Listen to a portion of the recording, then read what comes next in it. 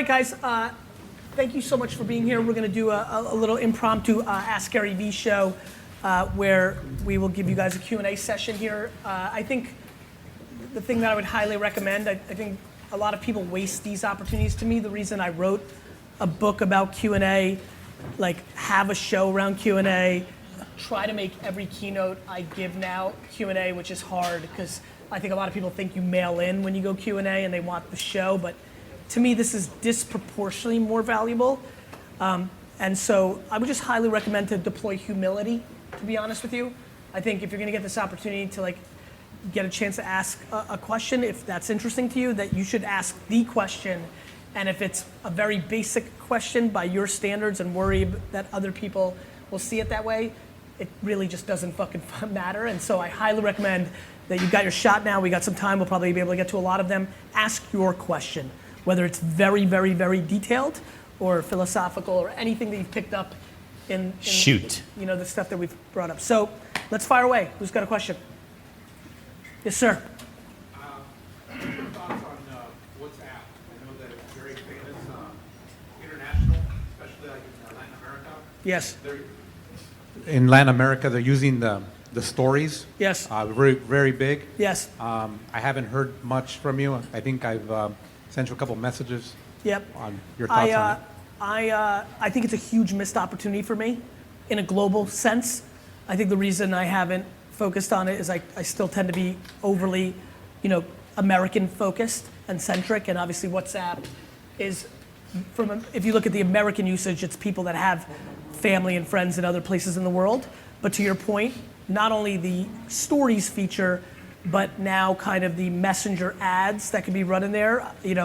I think if you're selling to a community that is grounded outside the US, LATAM, Asia, other places of that nature, I think it's very effective. I've got friends that are doing real business in New York, by the way, who are using WeChat, and they're Americanized, but there's a lot of Chinese and other, mainly mainland China, other parts of Asia users. So, look, I'm a big fan of fish where the fish are. I'm not gonna be able to get to everything. I'm not gonna be able to explain everything, but I think WhatsApp has real opportunity. I don't like talking about things that I don't know. I would give you answers about WhatsApp the way I think a lot of people here who are good would give you answers about other things. I talk about things that I've gotten really deep into. So look, I think there's a lot of things that can be done on WhatsApp. Since I haven't done them, I'm not as interested in talking about it, but I'm extremely aware watching others execute within it, that there's a lot of attention there. And if I was in Southern California and skewing into that market, I definitely think there's opportunity. I think there's opportunities there. And then you take the values of Instagram stories and Snapchat and start building there, and then you start using your email. One thing, I'll give you a real tactic that just got to me too. If you decide to go into this content personal brand thing, just adding your Facebook page, your Instagram, and your YouTube link to the bottom of your email signature will start to build your, some of these things are so silly and basic, but yes. Last question, do you see the two conflicting? I know they're owned by Facebook. No. During the real estate. Let's pass it. We'll use people. This is not a fancy group. We'll pass the mic. During the real estate panel, they were saying that we should try and sell ourselves rather than push listings on our business profiles. I have a personal and a business one for Instagram. Do you think I should just scrap the business one and just solely use Ryan's shaking his head, yeah. Yeah, my team has a profile that we use only for real estate, right? And we use that basically to make sellers happy, and because they want social, and I can't on my personal social just put out the same, apartments every day. But you got to remember, what separates you from every other broker out there, right? It's not the property. Every broker has property. That's what they do, or they see property, or they sell property. It's you. And so people are going to want to work with you. I mean, do you have any idea what happened to my business when I married Amelia, right? And we put that on Bravo to all those people. People reach out to me now because they see me kissing Amelia in the morning and an Instagram story. They're like, oh, he's a good guy, right? And people come up to me and they're like, I used to not like you, but if Amelia likes you, now I really like you. And they say that to me all the time. I don't know where she is. I can't see her, but oh, hey, babe, thanks so much.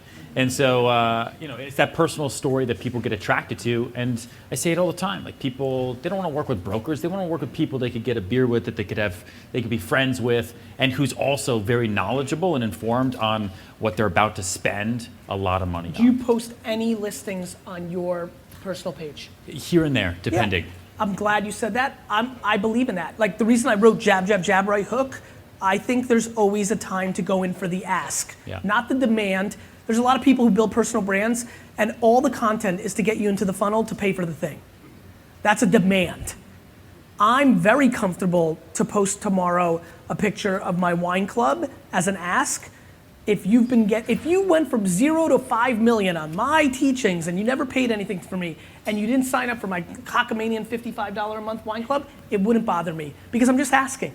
I'm not demanding. And I also think you have to be careful for what's next. Let me explain. Instagram, very important. I've been bringing it up.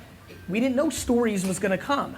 I throw tons of right hooks on stories. I feel more comfortable there to go in for the ask, the swipe up, because there's 22 of them, I mix them in, it goes away, versus the main photo, I'm far more passive, but even there, once in every 40 posts, and like 2 posts ago is the book. It's the book, I'm in the zone. 6 days away. Please pre-order now or I will die. So I think first of all, everybody has a cadence of giving and asking. Give, and then ask. I really think that people get caught up in like, what's the rules? There are really not that many. It's more macro than should I have a business profile, a personal profile. I think you just people will always buy you. But guess what? Somebody might take a photo and somebody may see the fucking front yard and the picket fence and literally in their feed be like, that's what I always thought I was gonna have. My bigger problem is too many brokers only post their open house and listings, and then you look like a fucking kind of thing I can get free at the fucking, at the supermarket. Like, I'm like, what the fuck are you doing? Yes, sir. So to that point, linking your professional with your personal, what's the fine line in terms of content? How much personally should you be putting out there knowing that you potentially have a business audience that doesn't necessarily have the same taste as you, whether it be politics, entertainment? So look, listen, this is very easy for me. This is something I spend a lot of time on.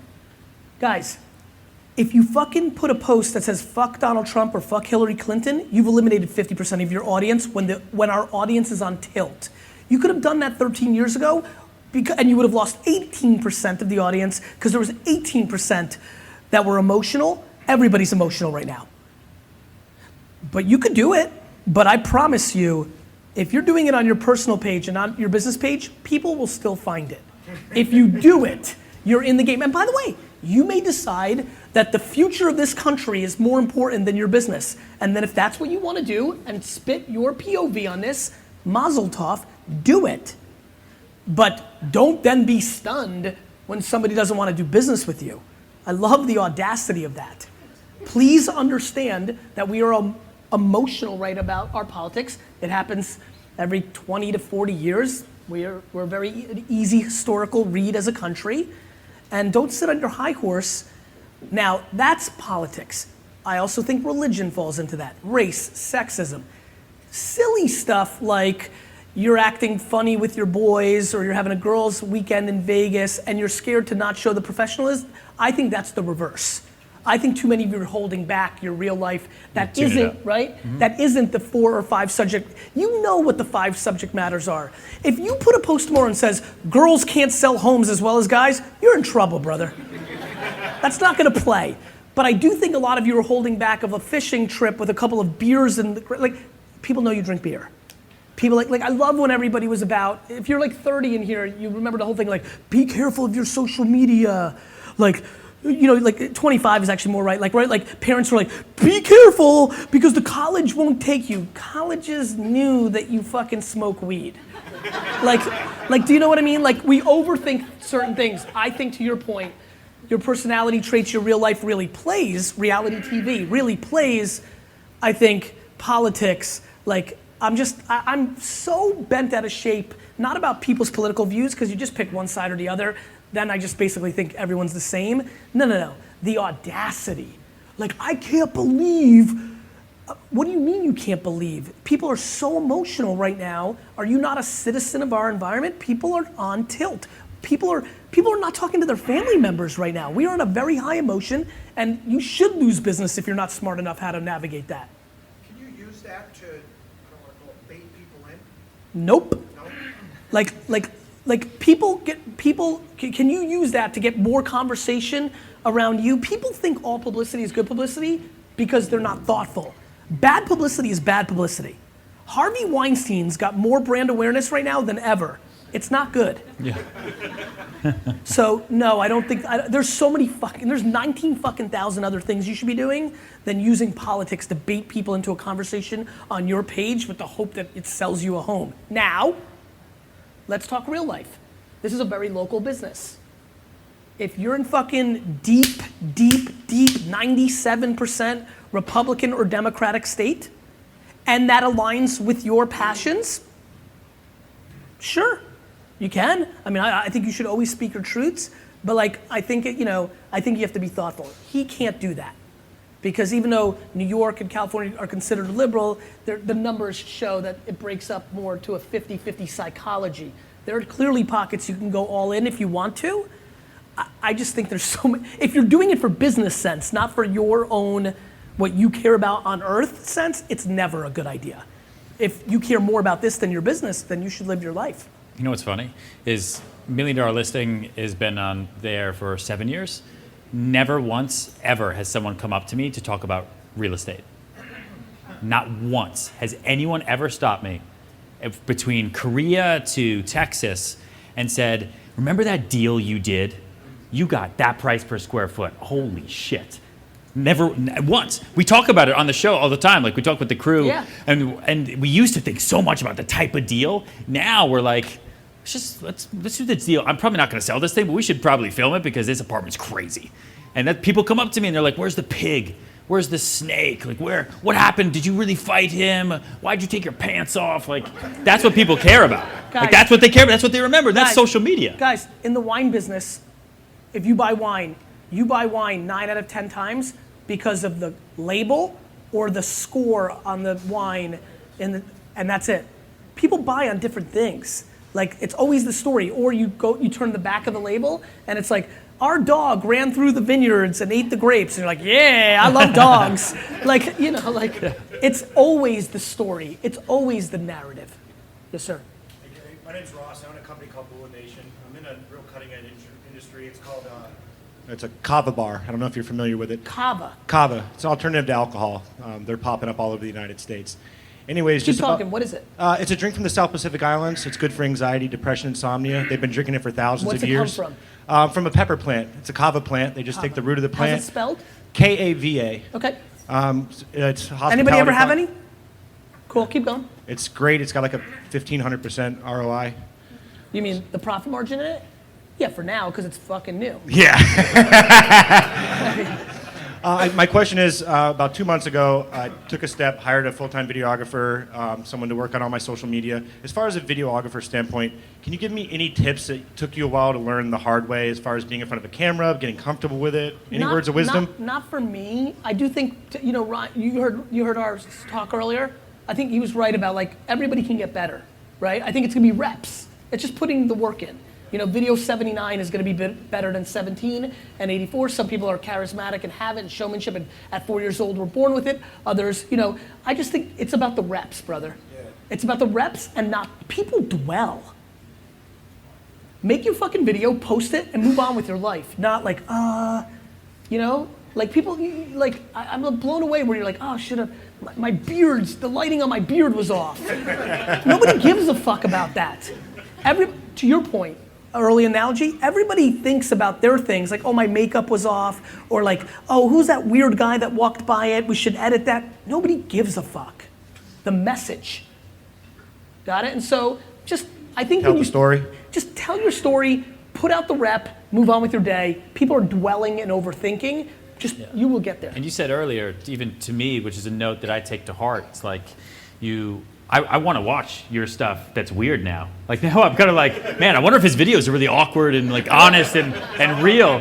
Yeah, like I don't want to watch, there's so much polished stuff out there. Like I don't want to watch polish. I want to watch 100%. you like sneezing in pepper. I don't know how you make kava juice, but that sounds great, right? That sounds great. I mean, that's what you want to watch. I would also say one thing. I would be very, very, very thoughtful in the product promise. I've been paying a lot. I think one of the ways I buy the New York Jets one day is by buying a business and then flipping it, right? On the machine that I'm building. I think a lot about the difference between buying Captain Crunch or K-Swiss or Tootsie Rolls versus getting into something like Kava. So I've been spending a lot of time reverse engineering why pomegranate juice worked, why coconut water worked, why these things work. I think just one random piece of advice that has nothing to do with the themes of today, do not overpromise this product, you will lose. So let me explain. If this is so great for depression, if there's one fucking person in the Pacific Islands of all time that is depressed, it doesn't fully work. Got it? So just be thoughtful, because what America's really good at is when you promise, there's such a fine line of the actual promise and the actual promise, and if you as one of the early beacons, especially one that's producing content, overpromise, you can destroy the whole category. I'm being dead fucking serious. Be thoughtful, right? Hey, what's up, Gary, man? Congrats on your success. Ryan, same thing. Thank you. I'm the one who asked you the question on the field earlier did. today. Yes, you did. And I'm not sure I 100% agree with the answer, but that Well, that because he's doesn't really probably matter. wrong. You know what? Hey, I agree with, to an extent. I think it's going to hurt a lot of smaller brokerages. I think some of the bigger ones may bring a lot more value. But I'd love to hear your answer to that question. Go ahead, which is? On 5 years down the road, Yes. what are you seeing? I mean, we're being disrupted. It's Brother, we're being disrupted, period. Not real estate, not like we. But keep going. Got it. So when you talk to consumers, they feel they can go to any agent, for the most part, and get the same exact thing. So if I go to Gary for real estate, I go to David, I go anywhere, it's the same experience. How do we bring that value back? I think that's the biggest challenge we have, is the lack of value. Well, there is a lack of value compared to other things. The value is the trust and the knowledge and the feeling. So for example, some people, I would never go with a broker based on the years of experience in a million years. Would never, ever cross my mind. Yet, a lot of people do. Other people do. So I think what's important is to have empathy and act that way as a person. So the value is you in a 360. Some people may eliminate you because they don't like the way you said hello. Literally. Other people want to know the data. Very technical, but you've never sold anything that was $1,500 a square foot. I just am fascinated by people not understanding that there are 30 to 70 human variables in choosing someone, and that you should figure out what your value props are, and you should sell on offense, not defense. Too many people try to win a deal by scaring that person away from the other alternatives, and they're playing defense. I think people should go on offense and should be on full attack of what makes them good, including, do you know what gets me every time? Hey bro, I want to do this business deal with you. I'm just a good person. When people say that to me, and if I believe them, and by the way, people say that to me because I put it out there and then I don't believe them. But actually my relationship with him, I don't know, I've met his contemporaries, I meet a lot of people that look like him. Just our interaction at Pencils of Promise, our breakfast, now I already know. Not much to go on, by the way. Not much to go on. I just know that I like him. I don't really know what else to tell you. That's it. Literally, there's a weird chance that I may buy a very, very, very expensive townhouse on the Upper East Side from him, not because he's on the fucking show. I've met his friends on the show. I just am fascinated that people think there's some move. There's no move. People make decisions based on people in every business, let alone a business like yours that is very deeply based on people. And if you're wearing a fucking Remax or a Weichert or a fucking, So to that point, how are you getting out there? How are people becoming aware of you? So all the great stuff we're talking about today, if there's one thing we should be focused on, what would that be? What would you say? Your truth. Truth. What the fuck are you about, Dave? I'm about servicing people. Good. And creating the greatest experience. Great. Go interview every single person you've ever serviced. Make a fucking 49-minute movie of 7,000 faces saying you were the best 13 years ago. That may work on somebody. Somebody else might like the fact that you actually, you know how many of these fuckers put out content all day long and then people reply and they don't answer because they think they're just in put the content out business? But the first person that they actually reply to is like, I like that guy. Do you know people have said that I'm a snake oil salesman and the only reason I'm successful is because daddy had a liquor store, and then I reply and tell them I built my daddy's liquor store for him and left with no money at 34, and then I'm the greatest person, but 4 minutes ago I was the dick face of the world? I mean, I don't, like, there's a million things. So like, what do you put out? Your truth. Like, I basically think you're all a comic book character. I want to know that you got bit by a spider, all the way to that you have a motion picture every day of the year, right? Like, Yeah. got it? Yeah, man. Thank you. You're welcome. Let's go behind there. Yep. Pass it back, Dave. Thanks, Gary. My name is Nick. Insurance agent from Oregon. And my question is related to a big topic that you share about documenting versus content creating. Yes. And in an industry that I love and have a lot of fun in, but at the same time, I don't think has anywhere near that level of appeal to other people. What would you say to someone like me who really has a difficult time not producing or content creating and really just documenting what I would perceive or what I would say from other people's perception is a potentially really boring Find the humor, topic. man. Sorry, not to cut you off, but No, do your thing. I think real estate used to be super boring. Like that's like 20 years ago, like real estate was not fun. It wasn't glamorous. It wasn't funny. It wasn't cool. It was you need a house, you find a house. Now everyone, because of TV, right, because of these shows, think that real estate can be awesome and huge. And people come up to me all the time and they say, I used to be pre-med and then I saw the show. Like, huh? What were you gonna do? They're like, well, I was gonna cure cancer, but now I'm a broker. Let's do it. Like, great. That's fucking awesome. It's kind of funny, right? It's kind of funny. I think that, like, I love the idea with Kava and with you the idea of having content for what you do and finding the humor in it. Because I'm sure there's shit that you see in the office all day long, where you're saying, wow, that's crazy, but you think other people will think it's boring. People are gonna think it's humorous because they're gonna be right there with you on your same level. The hard part with me is everyone kind of sees TV appear and they hold this pedestal. So bringing things back down to reality and finding the humor there is then kind of hard, right? I think that I'll take a slightly different twist on this. I think he's funny, and I think that's why he just gave you that answer. I know you're not funny, bro. You just made me laugh. Honestly, like there was no part of me that thought you were funny, right? Now let's break it down. I think he is, and that's why it comes natural to him. And even in the show, highly edited, it sneaks through, right? Because my wife watches the show, I work, I've seen a lot of the content through the backdrop. It sneaks through. This is back to what I gave Dave.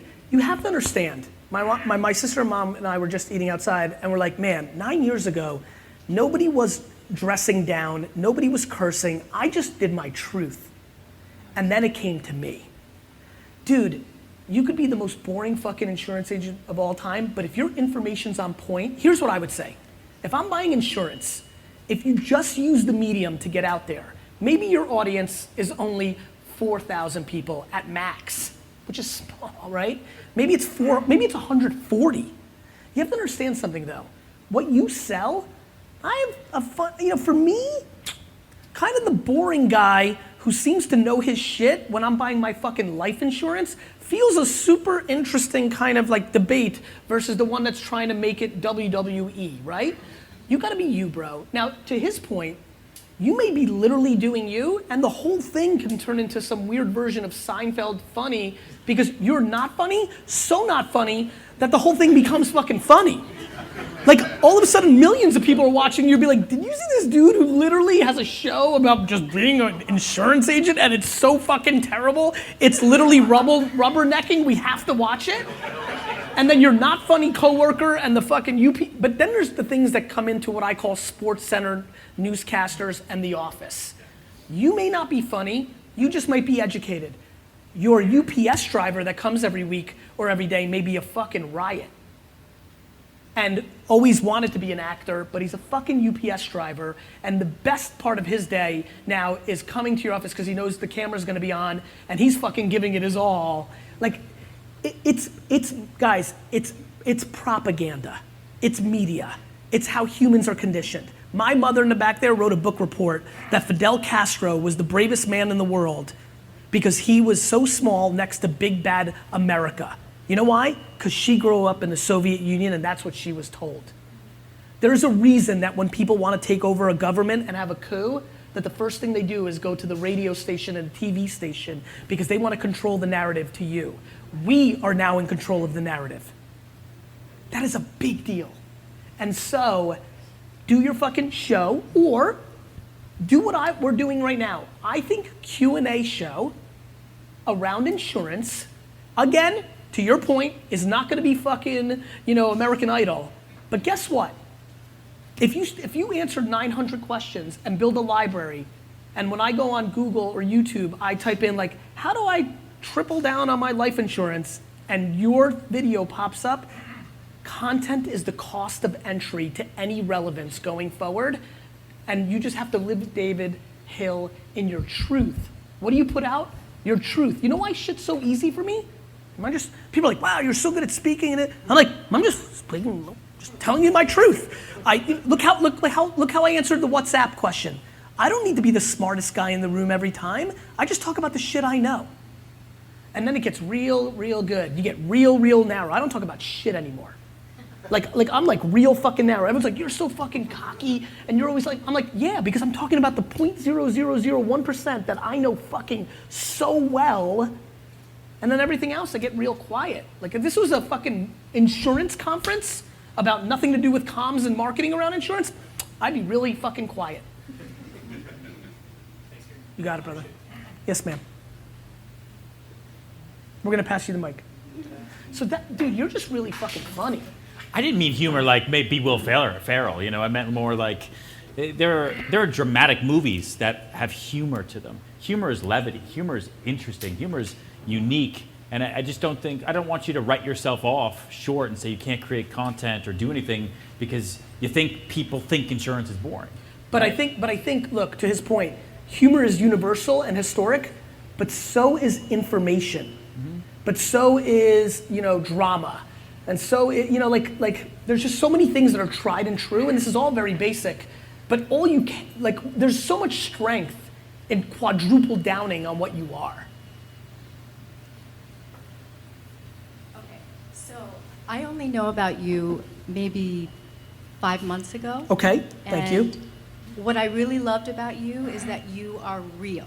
Yes. You use the F word a lot. Yes. I use too, but I get in trouble for it. Yes. But anyway. You get in trouble because you're listening.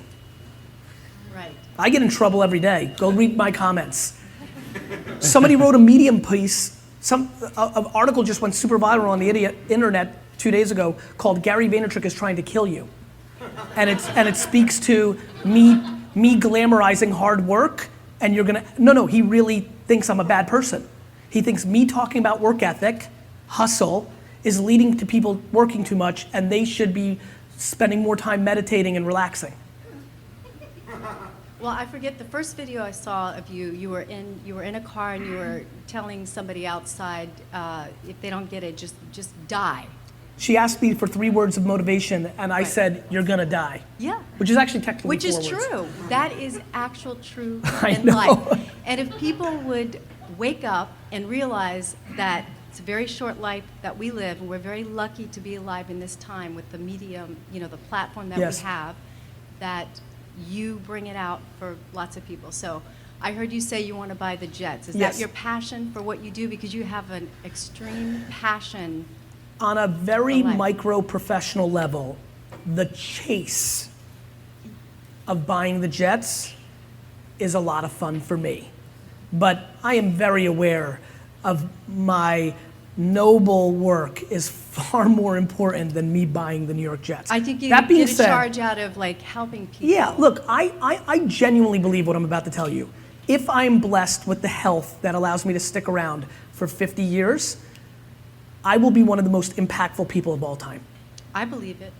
I just believe it. I don't know what else to tell you. I think Yeah. I understand. I think I understand communication better than you have to understand. All I am is Muhammad Ali. Muhammad Ali is the greatest because he understood how the media worked at the time, and he manipulated it and created a narrative, and then he called his shot. Do you understand what will happen if I actually buy the New York Jets? If I actually buy the New York Jets one day, in 400 years, there will literally be a religion around me. because thank you. And I'll tell you why. Through the serendipity of having great parents, not coming from much, and a million other variables, my intent is good. This is binary. You're either a good person or you're not. Guys, this is binary. And I'm just a great fucking person. And that's gonna allow me to do my thing. If people get you, which they Here's the hopefully best they part. will. They're going to get me Absolutely. because I'm gonna fucking make They'll them have get to. me. Absolutely. One other quick question. I'm getting started in real estate with Douglas Elliman, and I want to know what your recommendation is for what? What the recommendation is? to get started on, that's why I'm here. Where do you work? Well, Sorry. Palm Beach. Palm Beach. Yes. You should find the best agent that you can, and you should work for them for free, right? I believe in that so much. Yeah, I tell everyone that, and then no one does it. So like I believe in it so That's much. why I kind of feel like I'll say it. I just don't know if you're going to do it. But and I understand that it's hard to work for free because you have bills and life. But even if it's just for 1% of one deal that they do, right? Just something small and insignificant, so that they can understand that you are so committed to them. And all I care about is just listen to how they talk, watch the emails they send, see how they structure their day, because being your own boss as a real estate agent who doesn't really create anything, we just sort of fuck with people in the head, right? You got to figure out how to build your day. Like what time you wake up, what time you go to bed, what do you do for lunch, who do you meet with, when should I look for buyers, when should I look for sellers, how do I follow up, what do I say when I follow up? Do I send an email at 10 a.m., 4 p.m.? Oh my God, and then all of a sudden you're nervous about your beard and the lighting, you know what I mean? Like you're so... Your beard's fucking awesome, But bro. it is, you're like this lion of awesomeness over here in my peripheral. But so I honestly, you meet 5 people every day, right? Which in this room, there's 50, 70, whatever it is. It's a lot of people. And you get their information, and ideally you don't take cards, you put it directly into their phone, and you send them an email, or you get them to send you an email so you have it, you log it into your database. 5 people times 365 days is something, that's like 10 million people, right? And now you're building up your network, and you're building up your database, and that's it. It's social currency. And working for someone for free until you don't have to. And then you'll do an open house for them, right? And someone's going to come in, and they're going to like it, and you're going to convince them to make an offer because you both have something in common, whatever it is that your agent that you work for doesn't have. And then you're going to be able to go back to him and say, listen, I think this person is going to make an offer. Would it be okay with you if I took 5% on this deal? And they're going to say, I thought you were going to ask for 50. Yeah, 5% sure. Benchmark set. Going forward, everything you work on is 5%, which is this much. It's not this much. And you're going to get to a point where you're 50-50, and then you're going to start to say, I'm going to start my own thing. And that agent's going to be like, please don't. No, say, what do you want? I'll do whatever you want. Please don't leave. Because you're going to be so ingrained in their life and how they work. But now you've taken the best, and you've left the rest, and you'll do your own thing. 5 people a day work for somebody. Whoever gives more has the leverage. And this is what people understand. If Iris worked for me for free, she'd be ripping me off. Just so you guys know. I genuinely believe that. That is not to razz Iris. I know her. She's worked for me for a year and changed, what have you. I know so much about her psyche of when she came in to where she is now. It's not even close. By the way, this is an actual statement. I believe as college starts to become vulnerable in our country, that in 20 years, him saying go work for free for the #1 agent in Palm Beach, where you wanted to do it for the intent of the long term, which means your first year, you're actually working for free, not making pretend that you're working for free and trying to get something out of it. That literally in 20 years, that same agent, you're gonna pay her $30,000 a year to work for free. My friends, things, you have to understand what I'm about to tell you. I believe that the alpha winners, because the internet eliminates the middle, I believe that Iris will pay me $50,000 a year to do what she's doing right now for the last year, where I've been paying her that. I believe that will happen in 20 years. And people will say, what the fuck are you talking about? Until they realize that if I was sitting here 10 years ago and said, listen, let me tell you what you're gonna do with your 15-year-old girls. Your 15-year-old daughter, you're gonna ask her, you're gonna beg her to pay a premium to jump into a stranger's car to get around town.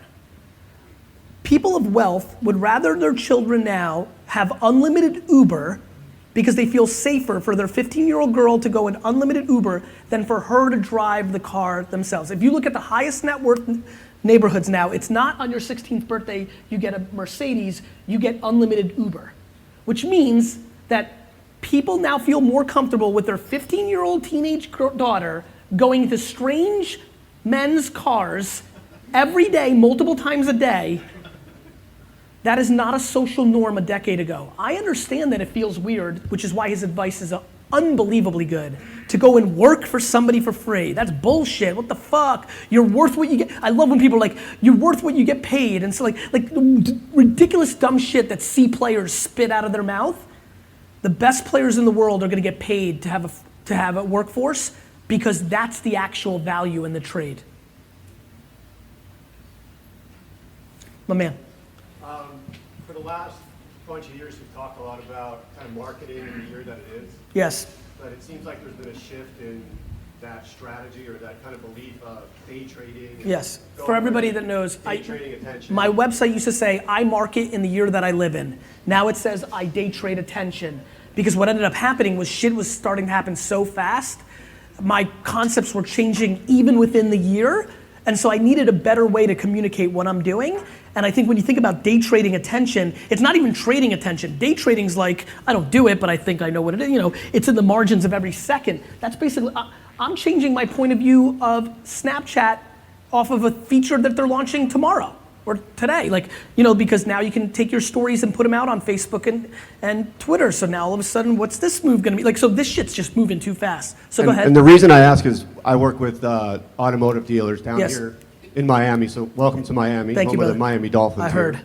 And they I've been here for 4 games. The Jets have won 3. There you go. They still 1972. believe. You guys haven't even won a Super Bowl, bro. Well, I know, this year we will. We'll see. They still believe in TV. That's their big thing. Put the Of dollars course. in TV, take it out of experiential, take it out of social, put it on TV. We want the traffic today. So I think there's still a lot of people out there in Tier corporate 3 America auto, that's still, Tier 3 auto probably wastes the most money in marketing in America right now. Keep going. and Tier 2, they spend, you know, for the Respect. company that I work with, they spend $1 billion a year in Tier 2. $1 billion. I get it. Talking to the people that don't care. I've never But seen more money so- wasted than right now because shit changed so much. Keep going. If you had a room full of those guys now, what's kind of the poignant thing that you could say to them to get them Nothing, off of the? nothing different than you've been hearing from me. Brother, I'm in rooms with, look, this is an auto track, and next year we'll probably amp up our auto because we kind of let every track play out the way they did, and obviously there's way more real estate than other things, and there's reasons why that happened, and we'll keep evolving this event, but there will be 580 Tier 3 auto people at this event next year, right? And I'm gonna say the same thing I've said all day today, but you have to understand, and I speak at 15 auto conferences a year, and we've had Toyota as a client, and this, that, and the other thing. I've spent a ton of time with, you know, car salespeople love me and I love them, right? Ultimately, I don't give a fuck. Like, you know, like ultimately, I'm like trying to give my best advice. I know that they shouldn't be running television and print and outdoor to the allocation that they have, and they should be doing this, and I don't give a fuck ultimately if they don't do any. They literally think that the government's gonna stop Tesla from putting them out of business. Guys, just so you know, if your business right now in real estate is predicated on a law, you're on call. Like if you think you're winning right now, you feel good because you're not scared of technology because of a law. Laws change. I love how Tier 3 is like, oh, don't worry, we can't go direct to consumer. Until Tesla starts putting fucking Nissan out of business, and then Toyota and Tesla want the law to change because Toyota knows that they're next, the fucking market always wins. Tier 3 auto is already dead because Tesla actually exists. Once somebody shows you the alternative, it's already over. Well, the space I work within is tier 2, and that's even more dead. I mean, the regional marketing is, they all believe in TV, I and get that's it, bro, what and they it's want. a board of fucking 8 tier 3 auto guys who think they're fucking hot shots and they love the fucking power and they fucking suck shit. But you guys have to understand, like here's my punchline. I'm putting out the best advice for free. I'm being selfish on my legacy for what I'm trying to do. It would make me super happy if they took me up on it, because let me tell you, getting 400 emails a day from people that tell you you've changed their life is intoxicating. You want to talk about a drug that gets you through 18-hour days? Read fucking people that email you that they were homeless, but they had an iPhone, and now they make $400,000 a year selling shit from Baidu on Amazon because you taught them retail arbitrage. So I know what I'm doing, but ultimately, I don't give a fuck. Like if Bubba doesn't want to fucking change his marketing, I can't wait for him to go out of business.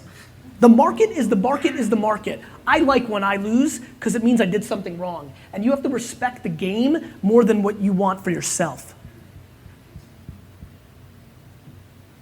Two more? Okay. Woman in the back? Yep. This is, I have my 17-year-old son here with me, so, we watch a lot and we love, learning a lot. What is your truth about... Loaded question. What is the truth about college for children? Are you going to pay for his college? Yes, I am. Well, then take your 4-year vacation, bro. That's not the answer I wanted. No, I'm just kidding. I mean, look. I think, this, the college thing is very, very, very difficult for me.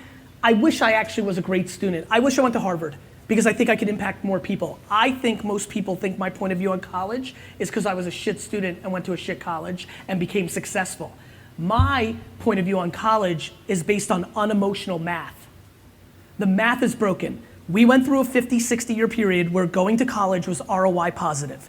If you went to college and got a piece of paper, you would then be able to get the return on that investment because that's how the world worked, and we were in the era of corporations having the control.